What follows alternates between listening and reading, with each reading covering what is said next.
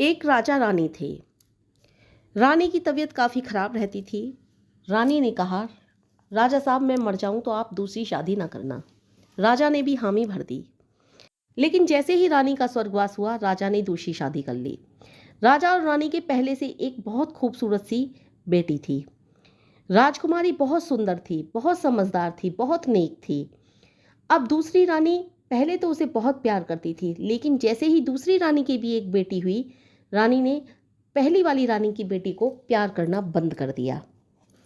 वो सिर्फ और सिर्फ अपनी बेटी से प्यार करती थी। वो दूसरी वाली रानी की बेटी से बहुत ज़्यादा नफरत किया करती थी। अब धीरे धीरे धीरे धीरे अब वो बेहद वाली नफरत करने लगी थी। एक बार छोटी रानी की बेटी कुआं के पास बैठी हुई थी। वहां पर एक बुढ़िया आई, जो बुढ़िया वास्तव में बहुत चमत्कारिक थी। उस बुढ़िया ने कहा, बेटी मुझे पानी तो पिलाओ। राजकुमारी बहुत घमंडी थी। जैसी उसकी माँ घमंडी थी, वैसे ही राजकुमारी भी घमंडी थी।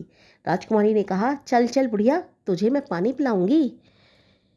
बुढ़िया ने कहा, जैसा तेरा स्वभाव है वैसी ही तू बाहर से दिखने वाली भी हो जा। जैसे तू अंदर से है वैसे ही बाहर से तेरे भाव दिखाई दे। यानी कि तू जब हंसे तेरे मुंह से बदबू उठे, जब तू रोए तेरे आंखों से मेंढक बरसें। और चमत्कारी बुढ़िया की वो बातें सत्य हो गईं। वो हंसती तो उसके मुंह से बदबू उठने लगती, वो रोती तो उसकी आंखों से मेंढक झड़ने लगते।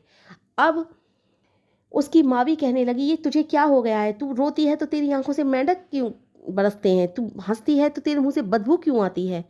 एक बार अच्छी वाली जो बड़ी वाली रानी थी, उसकी बेटी भी कुएं के पास बैठी थी। वही चमत्कारिक बुढ़िया फिर से आई और बोली, बेटी मुझे पानी तो पिला।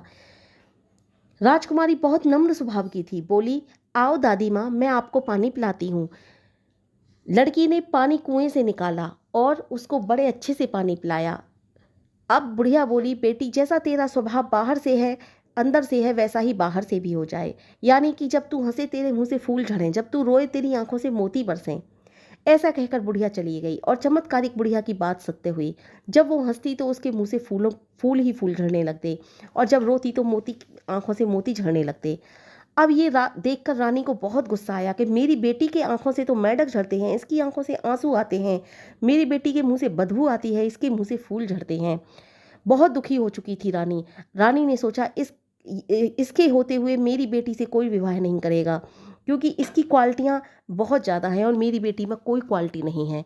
अब उसने क्या काम किया कि उसका जन्मदिन आया बड़ी रानी की बेटी का, और उसकी बड़ी रानी की बेटी पर उसने एक गधा का खाल का लिबास बनवाया और कहा अपनी बेटी से आकर कि इसका बर्थडे है, इस पर इसको ये लिबास दे देना और कहना, दीदी मैं तुम्हारे लिए बहुत अच्छा लिबास बनवा करके आई हूँ। उसकी बेटी ने ऐसा ही किया। उसकी बेटी उसे लेकर के गई और कहा, दीदी तुम्हें जन्मदिन की हार्दिक शुभकामनाएं, लीजिए मैं तुम्हारे लिए बहुत अच्छा लिबास लाई हूँ, पहन कर देखिए कैसी लगोगी। जैसे ही बड़ी रानी की बेटी ने वो लिबास पहना, वो गधे के रूप में परिवर्तित हो गई।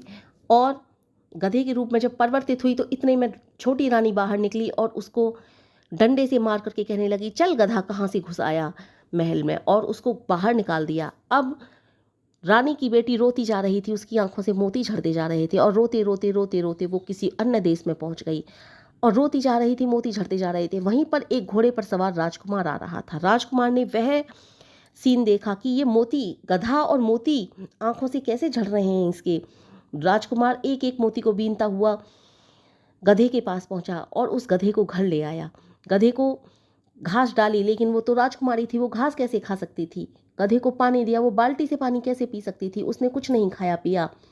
राजकुमार सोच रहा था, ना तो ये गधा खा रहा है कुछ, ना पी रहा है। एकदम से राजकुमार ने देखा, उसके चारों तरफ तो एक चैन बंधी हुई थी। राजकुमार ने जैसे ही वो चैन खोली, उसके अंदर ये है क्या, राजकुमारी, बहुत सुंदर राजकुमारी निकल आई। राजकुमार ने पूरी कहानी सुनी राजकुमारी की। राजकुमारी ने रोते रोते सारी व्यथा सुना दी। अब राजकुमार की समझ में आ गया कि ये सब रानी की करतूत है। राजकुमार ने अपने पिता से राजकुमारी की मदद के लिए करने की गुहार लगाई। राजकुमार के पिता ने भी कहा, ठीक है आप जाकर के मदद कराओ।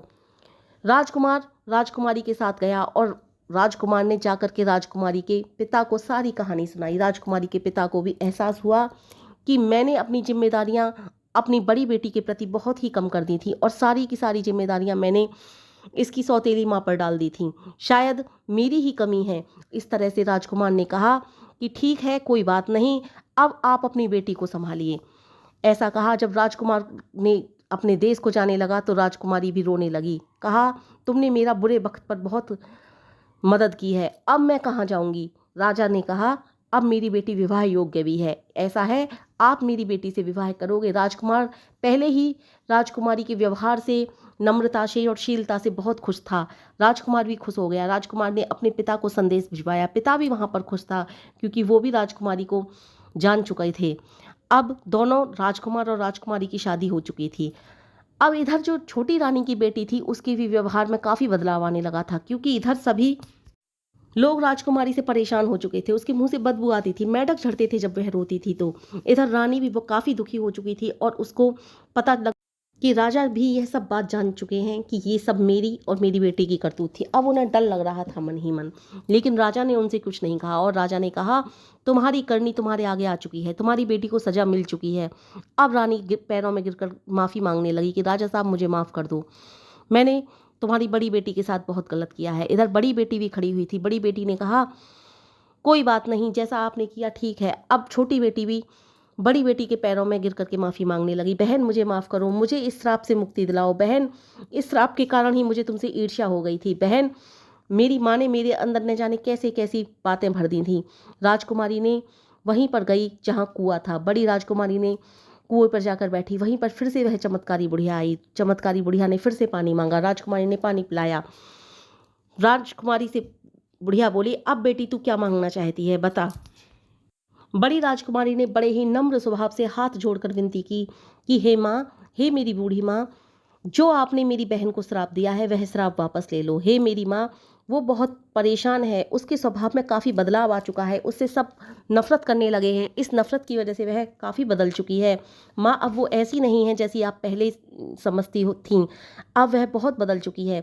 बूढ़ी दादी बोली, मैं भी किसी बच्ची को दुखी नहीं करना चाहती, मैं भी किसी बच्ची को बिना बात के श्राप नहीं देना चाहती थी, मैं भी किसी बच्ची को बिना बात के कोई सज़ा नहीं देना चाहती थी। ये सब कुछ सज़ा और श्राप मैंने इसीलिए दिया था ताकि उसके व्यवहार में बदलाव आए। वह बहुत अकड़ू स्वभाव की थी, वह बहुत जिद्दी और घमंडी टाइप की थी और उसके स्वभाव में अब बदलाव आ गया है, तो मैं अपना श्राप वापस लेती हूँ। ऐसा कहकर बूढ़ी दादी माँ ने वह श्राप वापस ले लिया। अब छोटी राजकुमारी भी काफ़ी बदल चुकी थी, नम्र स्वभाव की हो चुकी थी। करीब करीब सारे के सारे गुण उसके अंदर बड़ी राजकुमारी जैसे ही आ गए थे और इस तरह के गुण से भरपूर हो चुकी थी वो।